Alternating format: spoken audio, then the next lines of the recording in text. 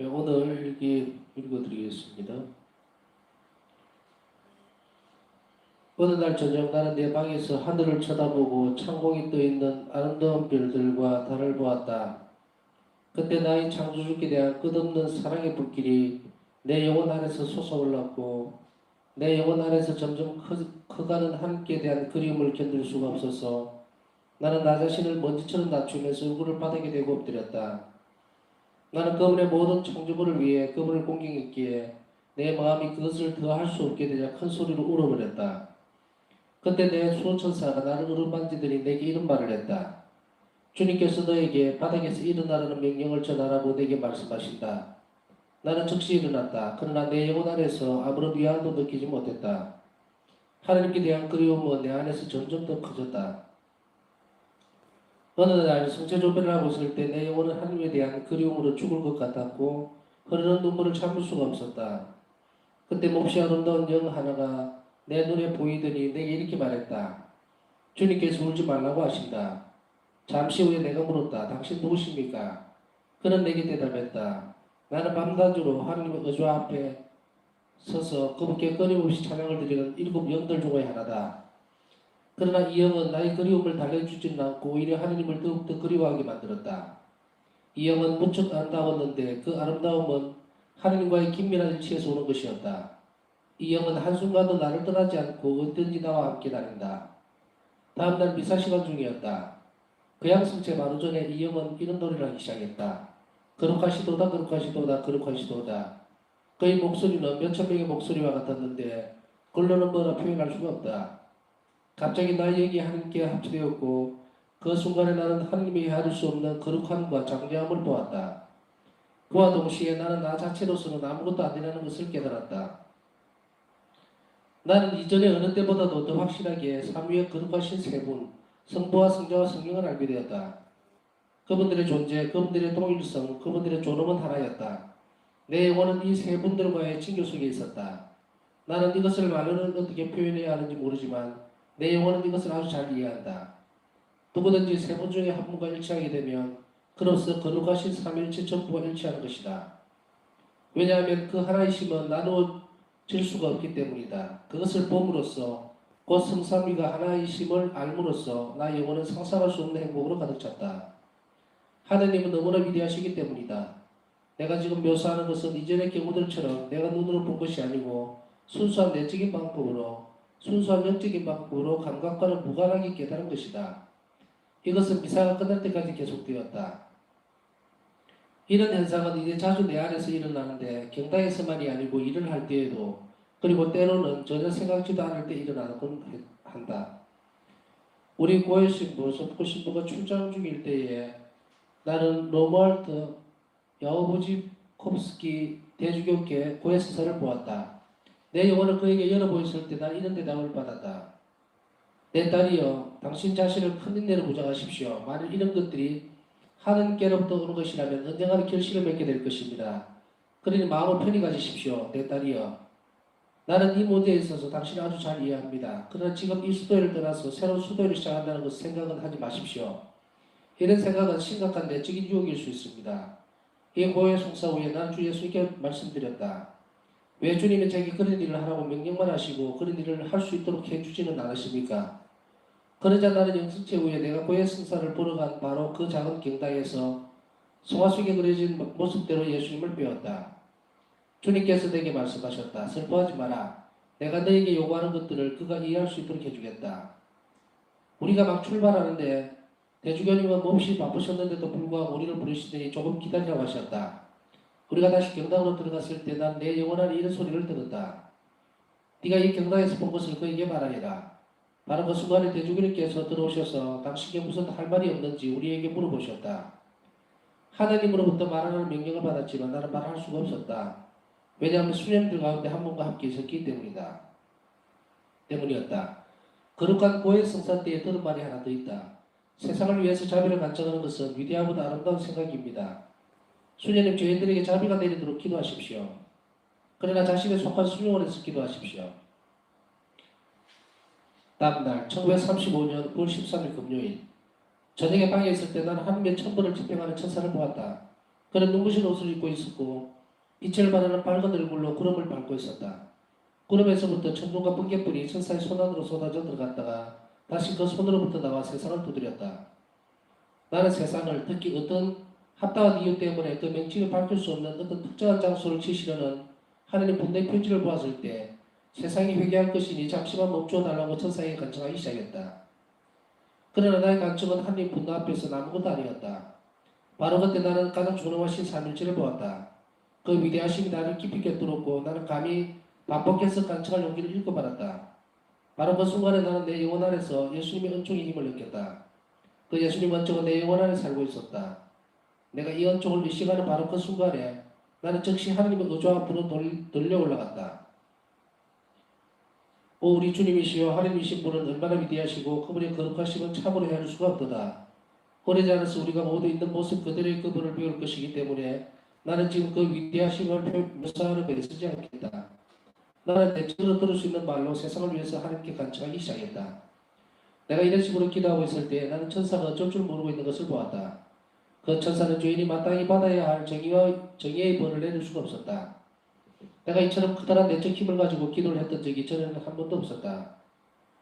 나는 이런 말로 하나님께 간청했다. 영원하신 아버지, 저는 저희가 지은 죄와 온 세상이 지은 죄를 속죄하기 위해서 주님께서 지극히 사랑하시는 아드님 우리 주 예수 그리스도의 몸과 피 영혼과 신성을 주님께 복원합니다.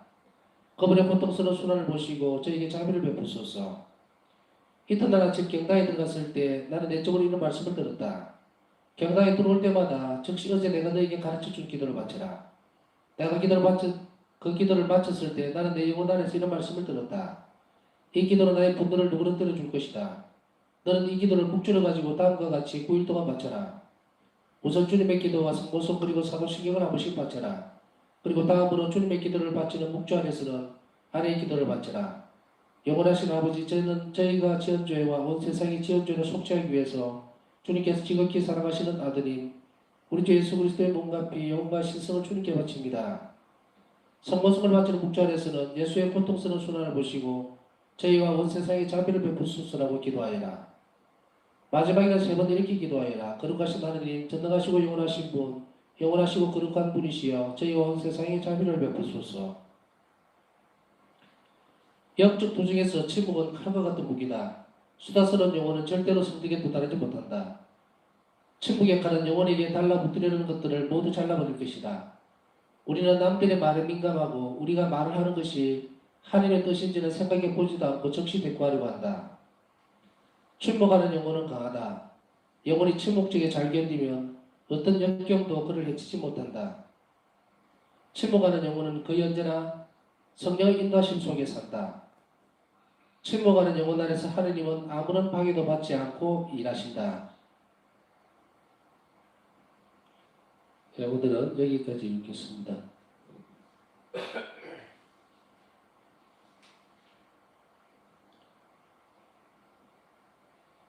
우선 오늘 묵상을 하기 전에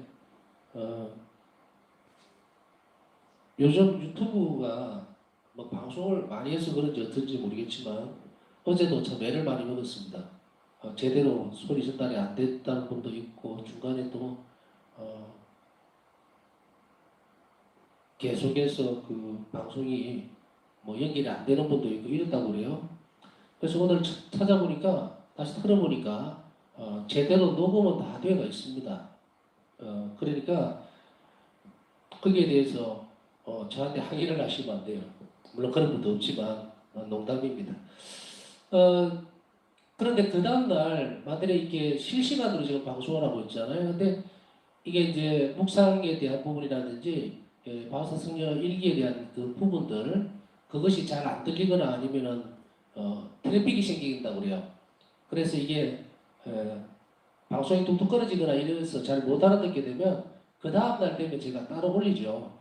스트리밍 했던 것을 다시 올리기 때문에 저도 어제 한 것이 좀 의심스러워서 한번 쭉 틀어보니까 제대로 전부 다 녹화가 됐더라고요. 그래서 그것을 한번 보시면 다시 보시면 될 거예요. 그러니까 그런 부분은 그렇게 해결을 하시면 되겠고요. 그리고 이제 나중에 다시 말씀을 드리겠습니다만은 이제 부활이 지나고 나면 자비 주기를 준비하기 위해서 또 9일 기도를 준비해야 되고 또 그 자비 주기도 또 지내야 되고 이랬잖아요. 그래서 여기서는 전례를 성삼일부터 어떻게 할 것인지를 지금 생각 중에 있습니다. 생각 중에 있고 그것은 뭐 필요하면은 아마 성시간을 계속해서 할 수 있는 부분들을 할 수 있다고 공지를 해드리겠습니다. 그러니까 그 시간에 함께 해주시면 되고요. 그 다음에 이제 자매 주기를 준비하기 위한 9일 기도는 뭐 어떻게 해야 되지 이렇게 하실 필요 없이 시간을 오후 3시로 지금 잡고 있습니다. 그래서 오후 3시 기도와 또 이 9일 기도가 겹치면 안 되기 때문에 두 가지를 적절하게 잘 배합을 해서 따로이지만 그 시간에 연결되어서 할 수 있도록 그렇게 한번 계획을 잡아 보겠습니다.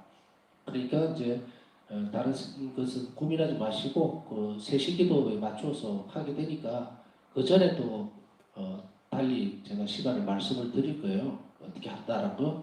그리고 또 개별적으로 고일 기도를 이렇게 오후 3시에 방송에 함께 못 한다고 해도 하더라도 고일 기도는 개별적인 거기 때문에 개인적으로 얼마든지 드릴 수가 있어요. 아무 시간에나. 그 부분에 대한 것은 또 다음에 시간을 내서 잠깐 고일 기도 하기 전에 말씀을 드리도록 그렇게 하겠습니다. 오늘 그 일기를 보면 자비 5단 기도에 대해서 나와 있죠. 자비 5단 기도에 대한 것은 따로 설명을 드리지는 않겠습니다. 이거는 강의용이기 때문에 강의를 통해서 더 적절하게 잘 표현을 할 수 있을 것 같은데 여하튼 강의의 내용이라서 오늘 이것을 말씀을 드리고 싶지는 않겠습니다. 또 실제적으로 자비기도를 우리가 이제 성시간 중에도 바치고 있기 때문에 근데 그 의미를 더 잘 알고 어떤 식으로 이것이 바쳐져야 되는지 그것에 대한 것을 지금 설명을 할 수는 없고요. 또 이미 알고 있는 분도 있고 그러나 이제 그 포인트는 적절한 포인트는 그냥 이 기도를 왜 바쳐야 되는지에 대한 거는 첫째는 예수님이 원하셨다는 것이고 두 번째는 이 부분이 하나님의 정의를 멈추는 것이라는 것. 그 중에서 이렇게 좀 주의 깊게 봐야 되는 것은 요즘 뿐 아니고 자비 기도는 5단 기도 자체는 독립된 신심의 형태입니다. 그런데 오늘 이제 일기를 또 보면서 조금 높아심에서 말씀을 드리는데 경당에 들어올 때마다 이 기도를 처음 이제 자비 5단 기도를 가르쳐 주시고 난 다음에 예수님께서 그 다음에 이 기도를 그러니까 묵주로 드리는 자비의 기도예요. 자비의 묵주 기도가 아닙니다. 묵주를 사용해서 드리는 자비 5단 기도예요. 그렇기 때문에 자비 5단 기도는 독립적인 때 5단이 전단입니다. 전단. 전단이 무슨 말인지 알죠? 그래서 15단 기도를 바치게 되면 5단 똑같이 독립적으로 해야 돼요. 묵주를 하나로 15단짜리를 엮어서 해서는 안 됩니다. 그렇게 되면은 중간에 사도신경이나 주의기도라든지 성모송, 사도신경 생략하고 계속 자비기도를 바치는 것은 안 돼요. 그런 기도는 없습니다. 그러니까 다시 한 번 더 말씀드리지만 예수님께서 원하셨고 우리에게 바라셨던 기도는 자비의 5단 기도가 자비 신심의 한 형태이기 때문에 그것이 전체 단위예요. 그러니까 더 하고 싶으면 15단짜리 묵주를 가지고서 사용을 해서 15단을 바치고 싶으면 5단 마치고 그 다음에 주일기도, 성모송, 사도신경도 하고 이렇게 해야 됩니다. 그렇게 해서 15단을 바치도록 해야지 마음대로 개조해서 써서는 절대로 안 됩니다. 그래서 전에 누가 이런 질문을 했기 때문에 그 방식을 써서는 안 된다. 그렇게 가르쳐 준 적도 없고 어디에서 생겨났는지 모르겠지만 그렇게 하는 법이 아니다 하고 분명히 달라서 이야기를 했습니다. 묵주기도도 마찬가지일 거라고 생각을 하는데 묵주기도도 마찬가지로 15단을 하고 싶으면 그런 식으로 하셔야 돼요. 5단이 전단이에요. 5단. 15단, 20단, 30단 이런 기도는 없습니다. 묵주기도는 5단도 전단, 그 다음에 자비기도도 5단이 전단이에요. 그래서 5단이 신심한 형태라는 거 다시 한 번 더 강조를 드립니다. 왜 이런 말씀을 드리냐면 오늘 여기에서 이제 이 기도를 묵주를 가지고 다음과 같이 9일 동안 바쳐라 있기 때문에 이 기도가 또 9일 기도의 어떤 형태로서 우리가 해야 되는 다른 형태인가 생각을 하지만 아닙니다. 이것은 오늘 이게 나오는 이거는 파우스타 성령에게만 주셨던 숙제입니다. 뭐 과업이라 해야 될까요? 그렇기 때문에 9일 기도를 바쳐라 묵주를 가지고 이렇게 하는 자비 기도를 9일 동안 바쳐라는 거예요. 그래서 이 9일 기도가 바치는 이 기도는 이 시간에 바우사 성령에게 주셨던 일이지 우리에게 이것을 어떤 형태로 9일 기도 형태로 이렇게 하라고 하신 적은 없어요. 물론 뭐 다른 형태로 봤을 때는 안 하는 것보다 또 하는 것이 좋을 수도 있겠지만 굳이 그것을 이것저것 섞어서 할 필요 없고요. 정해져 있는 것들만 제대로 열심히 하도록 하면 됩니다. 자비의 기도는 하느님의 정의를 누구드리는 기도입니다. 자세한 것은 아까 강의의 부분들이 있기 때문에 말씀을 드리지는 않고요. 오늘 왜 이 기도가 얼마나 대단한 위력을 가지고 있는가 하나님 앞에 위력이라고 하는 것이 무슨 파워라든지 이런 개념이 아니고 하나님의 정의를 누그러뜨릴 수 있는 것. 그래서 바오사 성녀가 분노의 천사죠. 세상을 정의로 심판을 하려고 할 때에 온 마음과 열성을 다해서 간청을 드렸지만 나의 간청은 하느님의 분노 앞에서는 아무 소용이 없었다 이거예요. 아무것도 아니었다. 그랬을 때에 바오사 성녀에게 내적으로 하느님의 은총이라는 표현이 뭐냐면 예수님이 이 기도문을 따라하도록 바오사 성녀에게 가르쳐 준 거예요.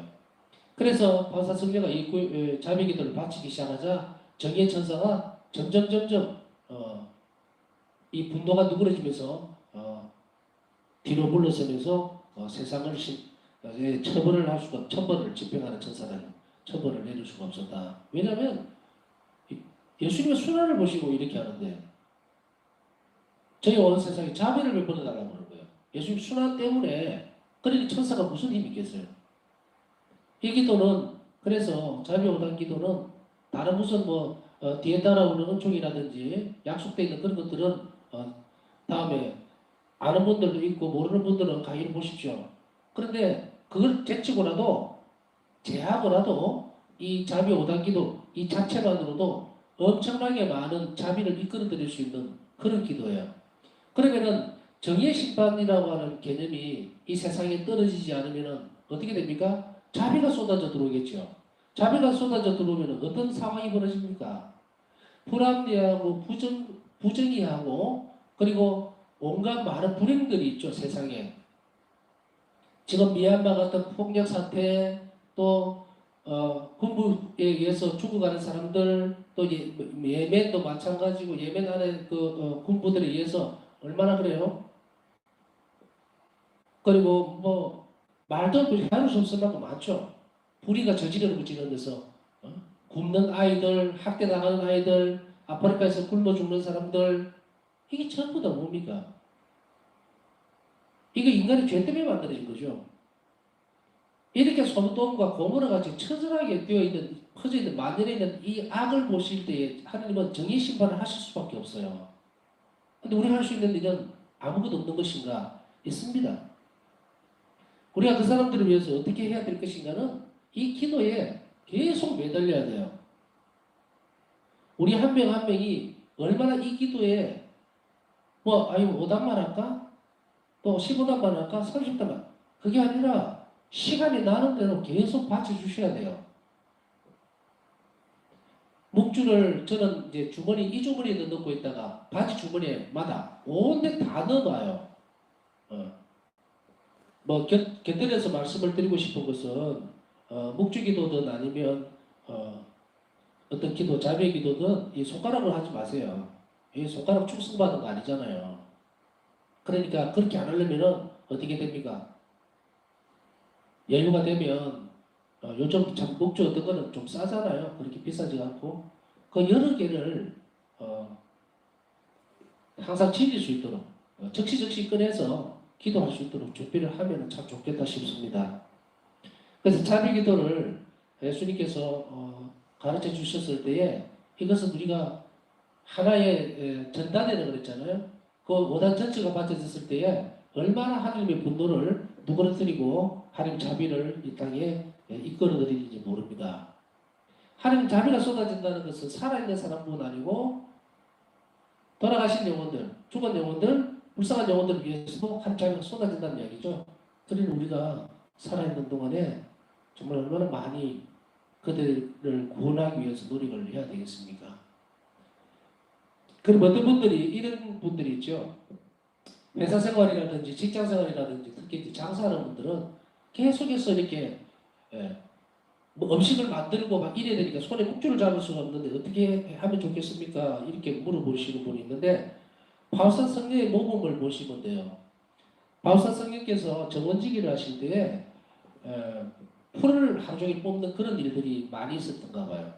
그렇게 양손을 써서 다 해야 되잖아요. 그렇게 묵주를 손에 쥘 수가 없어요. 그랬을 때 바울산 성령은 하루 종일 풀을 뽑을 동안 내도록 어떤 기도만을 계속해서 반복했냐면 예수님의 순환을 보시고 저희여 세상에 자비를 베푸소서라는 이것만 계속 반복한 거예요. 계속해서 하루에 1000번, 10,000번씩.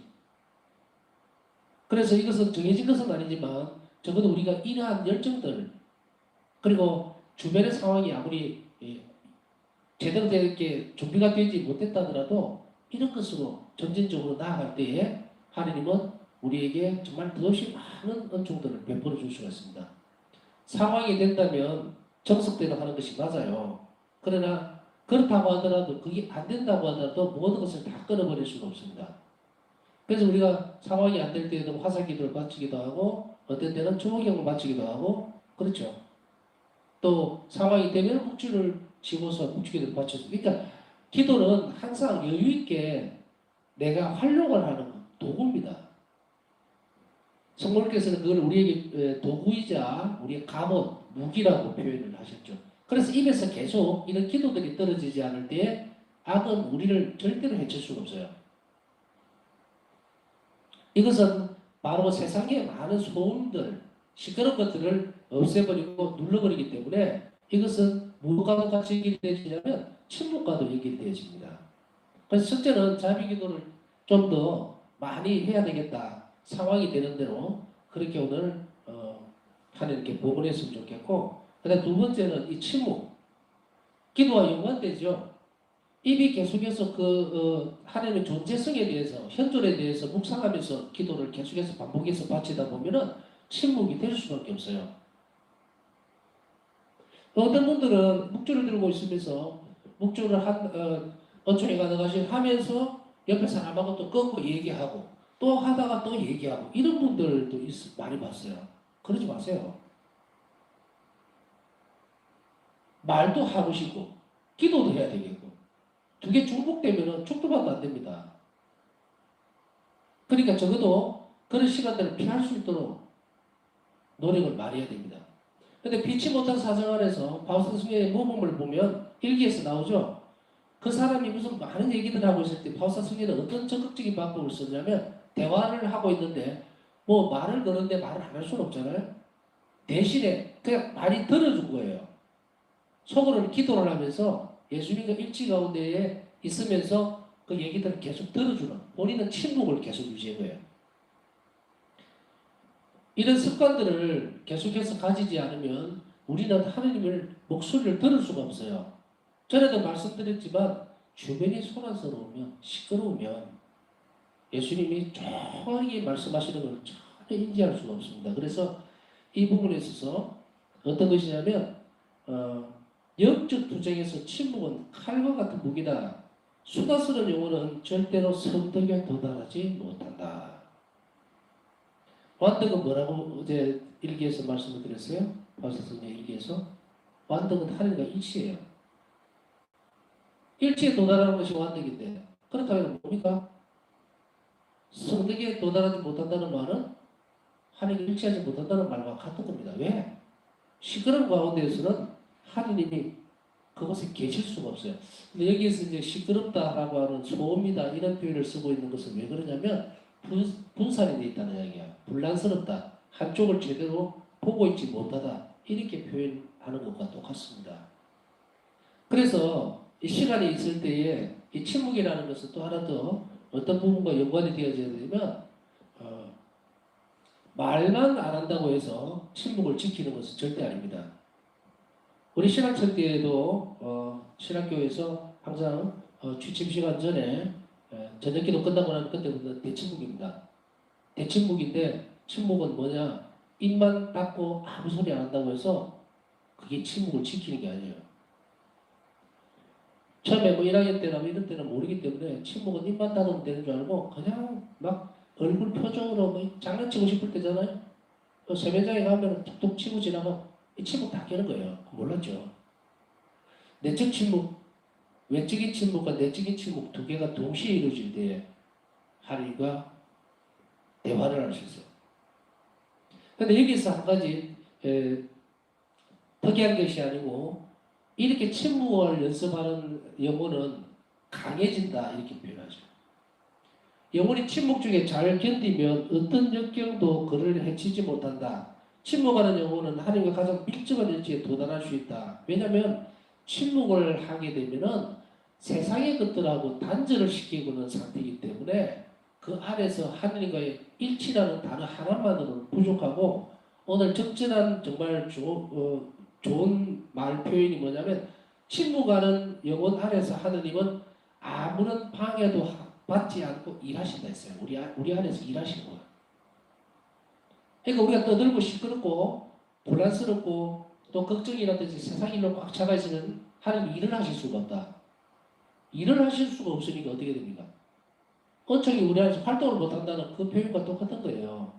그러니까 이 침묵이 얼마나 중요한지 외적인 침묵과 내적인 침묵을 지킬 때에 외적인 침묵 중에도 소란스럽지 못하다는 소란스러운 것들을 끊어버린다는 것을 염두에 두라고 했는데 이게 어떤 부분들이 있습니까? TV 시청이라든지 아니면 음악이라든지 그 여러 가지 그러니까 눈과 귀를 통해서 시끄럽게 하는 외부적인 그런 요소들을 전부 다 이 침묵을 파괴하는 요소로 볼 수가 있어요.